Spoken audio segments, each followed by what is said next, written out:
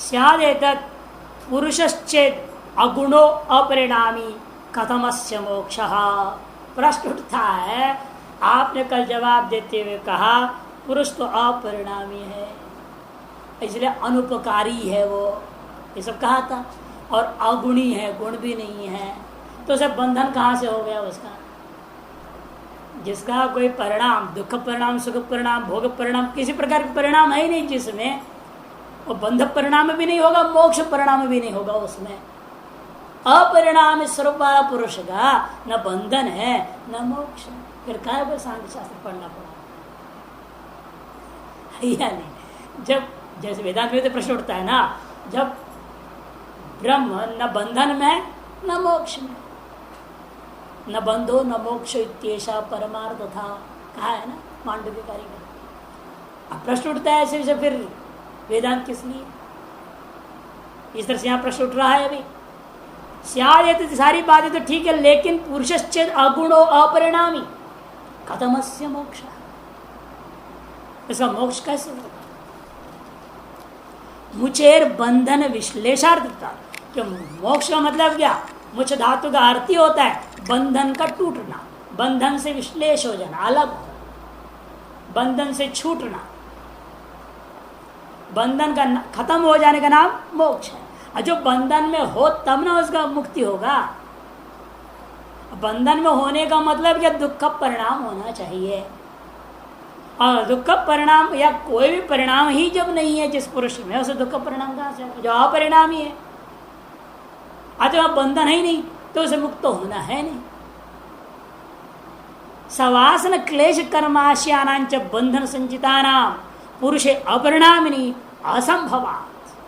बंधन किसका नाम है? वासनाएं, क्लेश और कर्माशय, इन चीजों का होना का नाम ही बंधन। आदमी बंधन में है का मतलब क्या?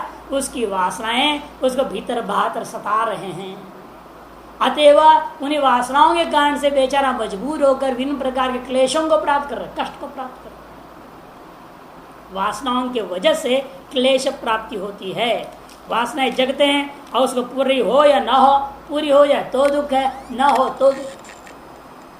जब वासनाएं पूरी हो जाते हैं तो कुछ देर तक सुख सा लगता है, लेकिन बाद में वह सुख भी दुख रूप हो जाता है। नहीं तो आदमी जो एक वासना पूरी हो जाए मुक्त हो जाता। कितनी वासनाएं हम लोगों की पूरी हुई है आज तक? बहुत सारी वासनाएं पूरी हुई है। आप ये पढ़ना चाहते हो, पढ़ना चाहते, पढ़ लिए, इंजीनियर हो गया, कोई कुछ डॉक्टर हो गया, कोई कुछ हो गया, नहीं हुआ गया। एक वासना ही तो थी, मैं ये बनूंगा, मैं वो बनूंगा, बन गया, बन गया, क्या हुआ? नौकरी नहीं मिली तो दर दर ठोकर हमारे फिर रहा। नौकरी मिल जाए, बॉसों की ऑर्डर से परेशान हो रहा, हर तरह से दुखी तो हुआ। नौकरी नहीं मिली दुख था, नौकरी की वासना आ जाएगी, तो नौकरी पूरी हुई तो मिले, वहां भी दुखी दुख हुआ। प्रमोशन मिला तो परेशान, प्रमोशन ना मिला तो परेशान। यहाँ आते ना लोग, देखता हूँ। परसों एक inter college, girls inter college है GGIC, उसकी हेड मिस्ट्रेस आई, कहते हमारा 2 प्रमोशन रुका हुआ है। मैंने कहा ठीक है, मान लो पूजा पाठ करा दे, तेरी प्रमोशन हो जाए तो क्या होएगा सोच लो। तुमको उठा के यहाँ से कहीं और पटक दें, पहाड़ों में कहीं ऑफिसर बना करके, इंस्पेक्टर सेक्टर बना करके, पति बच्चे यहाँ पड़े रह जाएंगे और तो कहाँ भटकती रहेगी पहाड़ों में। प्रमोशन नहीं है, सुखपूर्वक के पति बच्चों के साथ रह रही है, बच्चों का परवरिश ठीक से हो रहा है, उनकी पढ़ाई लेकर तुम्हारा ध्यान दे रही है, ये ठीक है। भगवान ने प्रमोशन नहीं दिया, अच्छा है। अब लोग भड़काते नहीं, प्रमोशन होना चाहिए आपको, तो क्यों नहीं हो रहा है? आपके साथ गलत रिपोर्ट होगा, आपके कैरेक्टर गड़बड़ होगा, ये होगा, कुछ रोज बोल देते लोग, दिमाग खराब कर देते, इसे वो आ गई हमारा प्रमोशन कराओ।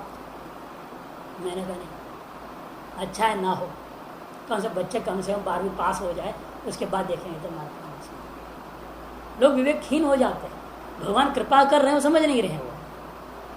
यदि प्रमोशन नहीं मिला तो परेशान है, मिलने के बाद उटक पटक हो जाएगी, कहीं बाहर पोस्टिंग हो जाएगा तब परेशान हो जाएगी। डाले उसको पिथौरागढ़ जिले में, जब पानी भी ढंग से ना मिले उसे तो क्या होएगा? ये आदमी सोचता नहीं। इसलिए जो सुख है इस बंधन काल में, वह भी वास्तव में दुख रूप ही है। इसे सवासन क्लेश कर्माशयाना, ये समझ कर कर्म ना करो ये भी नहीं होता। कर्म की भी अपना एक संस्कार बना हुआ है, बिना के चुपचाप कोई बैठ नहीं पाता है। जात तिष्ठत कर्म क्षणम अपनी, गीता जी भगवान ने कहा एक क्षण के लिए भी आदमी चुपचाप बैठ नहीं सकता, कुछ न कुछ खुजलाएगा वो, और कुछ नहीं तो खुजलाएगा, सर क्यों करेगा, कुछ ना कुछ करेगा सब। अगर ध्यान में बैठो, बैठेगा कुछ नहीं वहां भी करेगा। कुछ नहीं करना है कि संकल्प में ये करना ही तो हुआ। अब कुछ नहीं करने के लिए सोच रहा है और नहीं करने की अवस्था में बैठा हुआ है, वो भी तो करना ही है, वे क्रिया लगा हुआ है। क्यों? कर्म का आशय, कर्म की जो संस्कार उसके अंदर है, यही बंधन है। होने दो, जो हो रहा है होने दो, ऐसे कहना आसान है, लेकिन होने कौन देता? आप होने देते हैं कोई चीज को? नहीं देते। आप करते हैं, हर चीज करने में आपको रुचि है। आप जो करना चाहते हो नहीं होने देते हैं तो फिर आपको परेशानी भी होती है, नहीं होगी, बड़ा कष्ट होता है। परीक्षा भगवान लेते भी अनेक प्रकार के लोगों को आपको चारों तरफ बिखेर देते हैं। आप जो करना चाहते हैं आपको करने नहीं देना चाहते, देखते भगवान इसकी अकल कहाँ तक है। वेदांत के पढ़ना आसान है, विवेक है या नहीं। अब होने नहीं दे रहे हैं तो ना हो, उसमें भी अलमस्त हो जाए। लाभा लाभ हो जया जो कहते तो हम लोग, सुख दुख के समय कृत्वा लाभा लाभ हो जया, सिद्ध सिद्धियों समभूत्वा समत्तम योग उच्यते।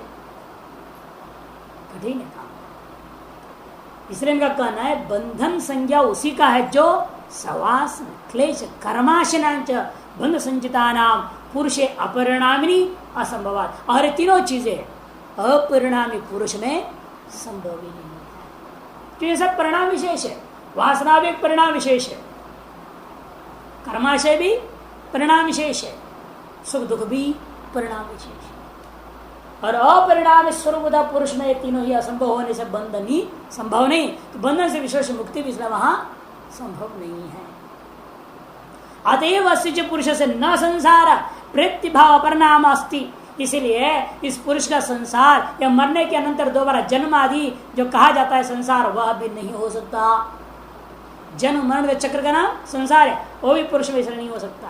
क्यों? निष्क्रियत्वा, क्योंकि पुरुष निष्क्रिय है।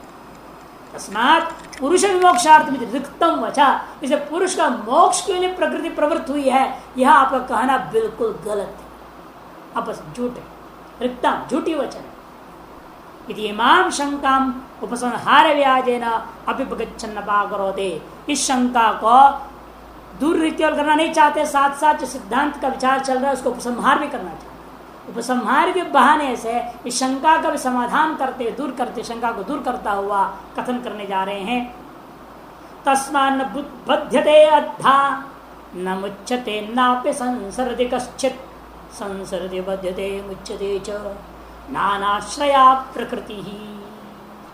यहाँ पर एक बात ध्यान रखने का है, 57वें श्लोक से 62वें श्लोक पर्यंत का एक प्रकरण है विशेष, जहाँ पर बड़ी चर्चा है, बहुत ही महत्वपूर्ण चर्चा हुई है। यहाँ 57 से लेकर 62वें श्लोक तक पुरुष और प्रकृति का संबंध, और इन श्लोकों में जो प्रकृति शब्द से क्या लेना है बहुत ही महत्वपूर्ण बात है। 57वें श्लोक में प्रधान शब्द आया है, 58वें श्लोक में अव्यक्त शब्द आया है, 59वें श्लोक में प्रकृति शब्द आया है, 61वें श्लोक में प्रकृते शब्द आया, और इस 62वें में भी प्रकृति शब्द आया हुआ है।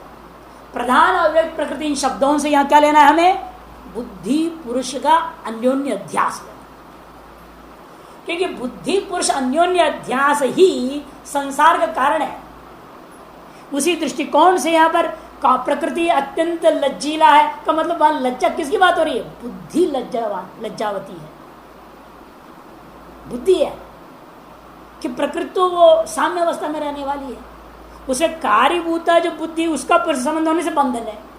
प्रकृति पुरुष का संबंध तो हुआ ही नहीं है, ना होगा।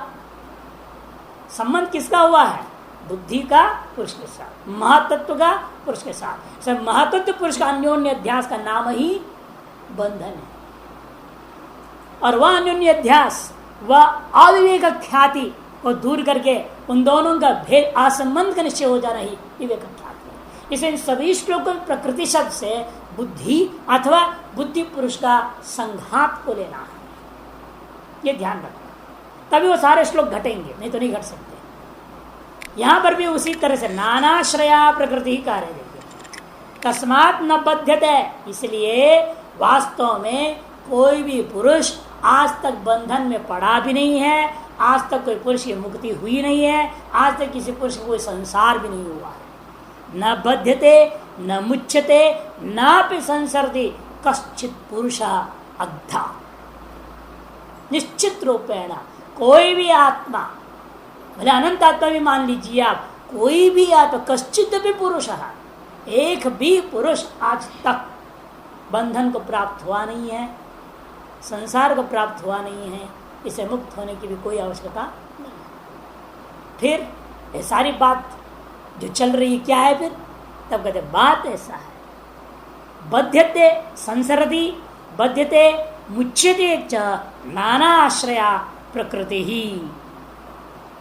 संसरण को जो प्राप्त हो रही है, बंधन को जो प्राप्त हुई है, मुक्त जो होने वाली है वह है जो अनेक पुरुषों के आश्रय में रहने वाली बुद्धि, पुरुषों में आश्रित बुद्धि, अर्थात पुरुष से अन्योन्य अध्यास को प्राप्त हुई जो बुद्धि, वो बुद्धि ही संसार को प्राप्त हुई है, बुद्धि ही बंधन में पड़ी हुई है, बुद्धि ही मुक्त होती है। कैसी बुद्धि? लेकिन केवल बुद्धि नहीं लेना, प्रकृति का कार्यभूता, इसे नानाश्रया बुद्धि ही, पुरुष में आश्रित बुद्धि, अर्थात पुरुष के साथ अन्योन्य अध्यास को प्राप्त हुई जो बुद्धि, सत्य और मिथुन है ना, सत्यांड्रते मिथुनीकृत्य, मां अपना शांकर भाष्यकार ब्रह्मसूत्र की अवतरणिका में कहते हैं सत्य और अनृत। सत्य कौन है? ब्रह्म पुरुष। अनृत कौन है? प्रकृति कार्यभूता महत्व बुद्धि। इन दोनों का मिथुनी भाव हो गया, अन्योन्य अध्यास हो गया, यही संसार है, यही बंधन है। और इनका अलग हो जाना, या अन्योन्य अध्यास रूपी वज्र का भंग हो जाना, टूट जाना, इसी का नाम मोक्ष। पुरुष में कोई विशेष गुणाधान या कोई चीज संबंध विशेष कर दिया जाए मोक्ष हो गया पुरुष, तब ऐसा बात नहीं है। पुरुष में कुछ विशेष का गुणाधान भी नहीं है, कुछ विशेष का संबंध भी नहीं है, कुछ भी वह होता नहीं है बंधन या मोक्ष नाम से। जो कुछ भी होता है वह बुद्धि के अंदर है। वो भी कैसी बुद्धि? पुरुष आश्रिता बुद्धि, चैतन्य आश्रिता बुद्धि में। केवल बुद्धि में कुछ नहीं हो सकता क्योंकि वो जड़ है। इसे उनकी दृष्टांत पे लगा देखो, केवल अंधा है वो भी आगे गांव तक नहीं चल पाता बेचारा, केवल लंगड़ा है वो भी चल के जा नहीं पा रहा है, तो कर क्या रहे? दोनों का संबंध होने पर लक्ष्य की प्राप्ति होती है। अंध पंगु न्याय, अंधे के कंधे पर चढ़ गया पंगु लंगड़ा, और बोलेगा दाया बाया सीढ़ी नीचे आगे पीछे बोलते जाएगा बेचारा, लेफ्ट राइट बोलेगा ना, वो उसी हिसाब से वो अंधा चलते जाएगा और दोनों गांव पहुंच जाएंगे।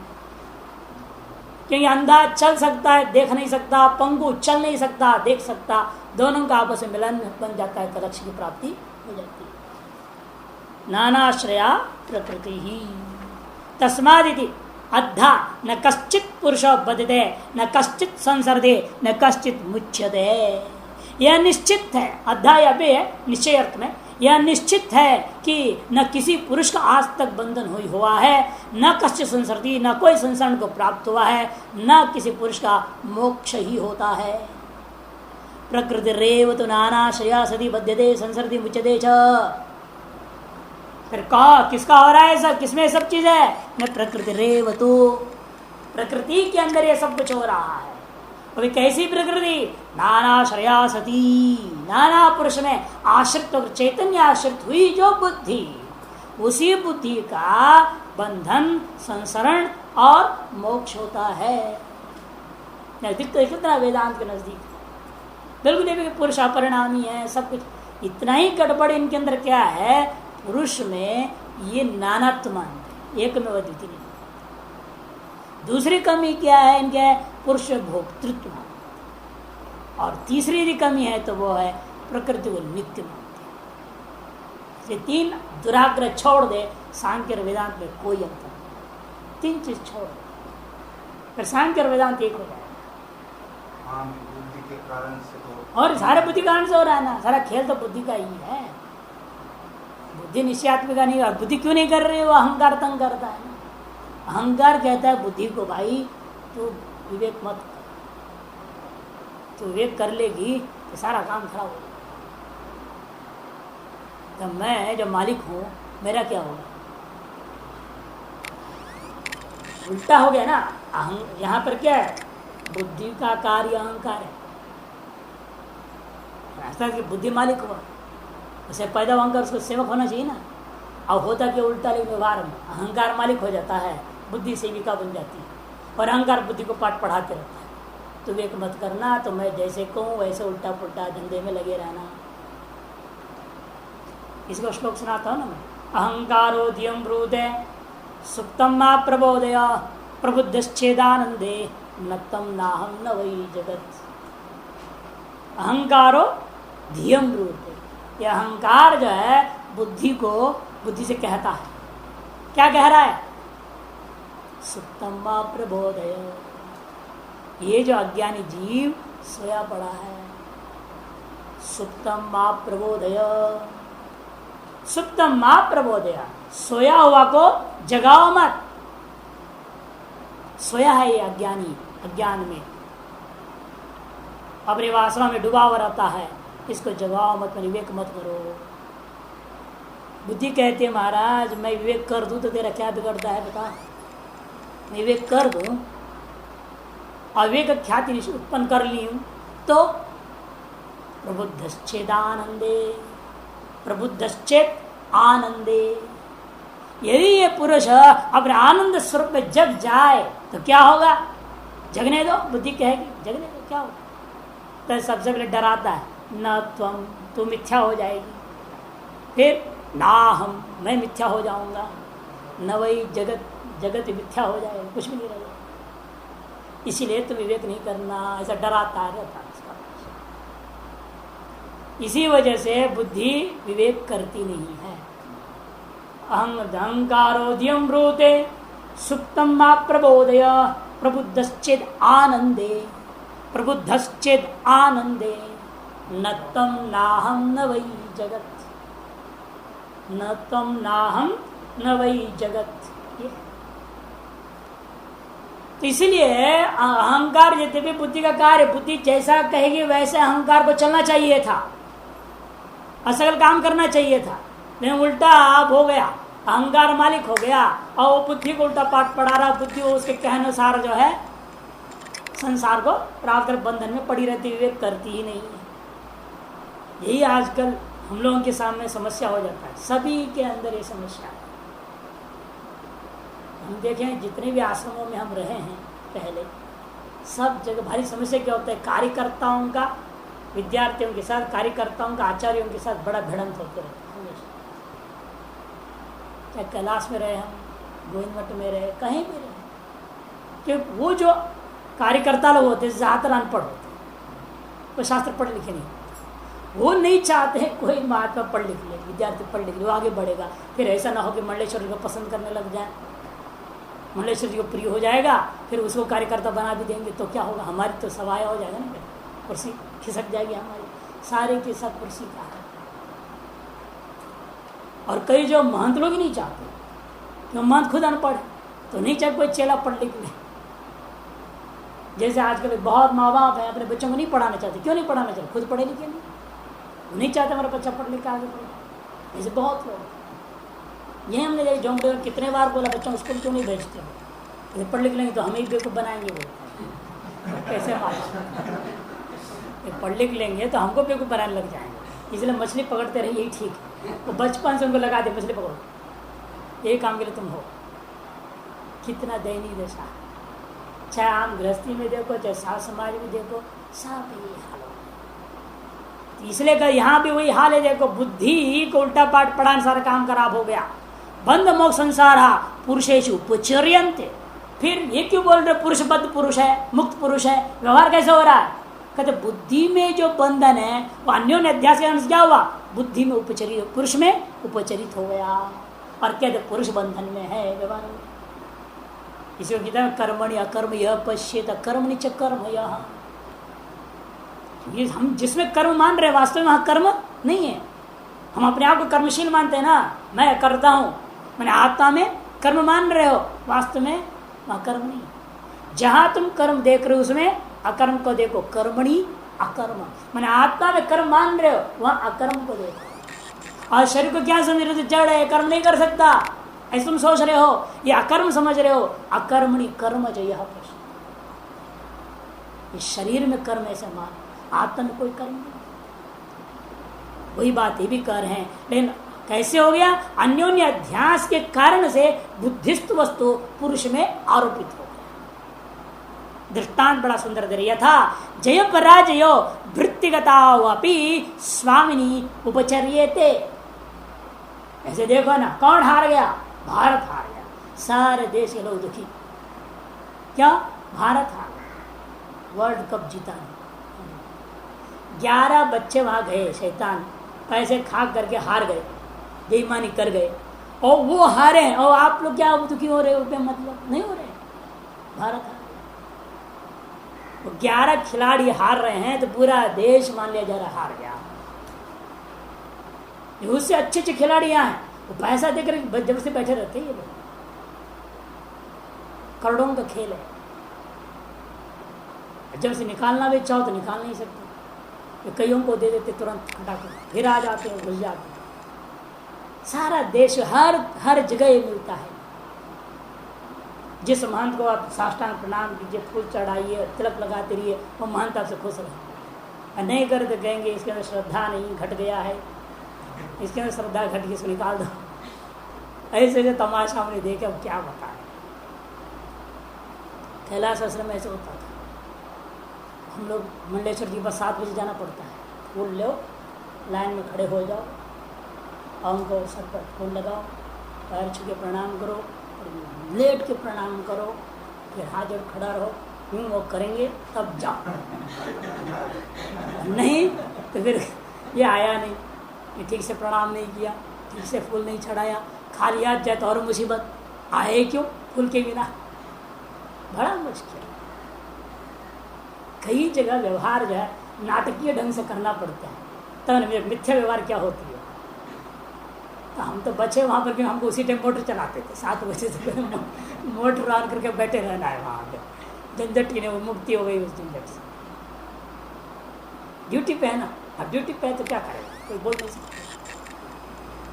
जैसे कोई पुलिस ड्यूटी में हो, इंस्पेक्टर थोड़ी क्या, क्यों नहीं सैल्यूट मारने आया? सैल्यूट तब ना, ड्यूटी से पहले सैल्यूट मारेगा, तो ड्यूटी में चला गया तो सैल्यूट कब मारेगा?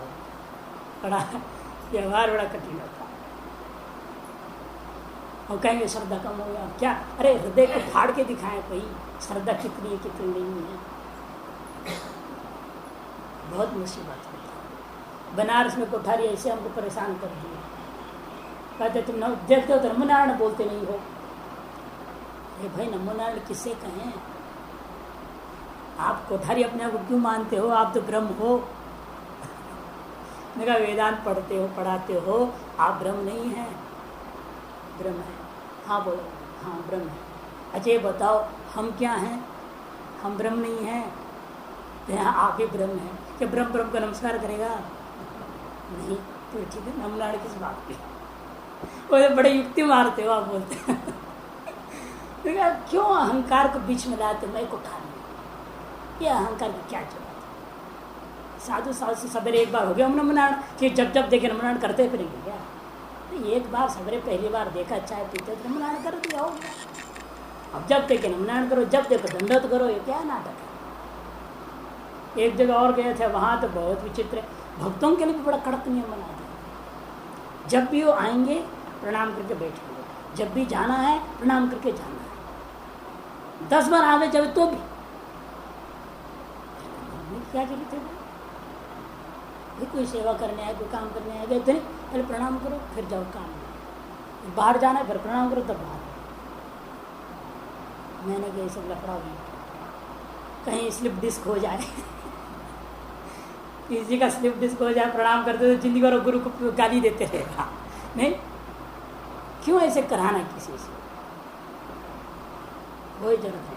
हृदय में श्रद्धा इंपॉर्टेंट है, बाहर ही नहीं होता। इसलिए यहाँ पर कहते बनो संसारा पुरुषेशु उपोचर्य।